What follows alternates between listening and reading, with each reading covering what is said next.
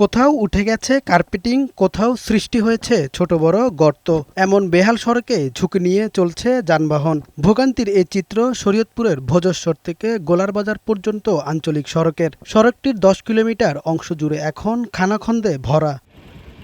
স্থানীয়দের অভিযোগ, পুকুরের পাড় নির্মাণ না করে মাছ চাষের কারণে ক্ষতিগ্রস্ত হচ্ছে সড়ক। এছাড়াও নিম্নমানের নির্মাণ সামগ্রী ব্যবহার করে কাজ করায় অল্প দিনে নষ্ট হচ্ছে সড়ক। এতে দুর্ভোগের শেষ নেই যাত্রী ও চালকদের। যখন ঢালাই করছে তখন ঠিক মতো তদারকি হয় নাই, কোনো রকম কেরাসিন মেরাসিন দিয়ে করে দিয়ে গেছে। এই রাস্তাটা ভাঙ্গনের মূল্য হলো দুই সাইডে এই পুষ্করিগুলা। রাস্তাতে যাইতে আমরা কোকশন ব্যথা হয়ে যায়, মনে একটা মাল সামান লইতে না গাড়ি ভাঙ্গিয়া জায়গা নষ্ট। তবে উপজেলা প্রকৌশলী জানালেন, শিগগিরই ক্ষতিগ্রস্ত সড়কগুলো পর্যায়ক্রমে মেরামত করা হবে। ভোজেশ্বর থেকে গোলাবাজার রাস্তাটি যেহেতু অত্যন্ত গুরুত্বপূর্ণ রাস্তা, আমরা এবার 2025-26 অর্থ বছরে জিওবি মেইনটেন্যান্সের আওতায় এটি রক্ষণাবেক্ষণের জন্য এস্টিমেট দিচ্ছি।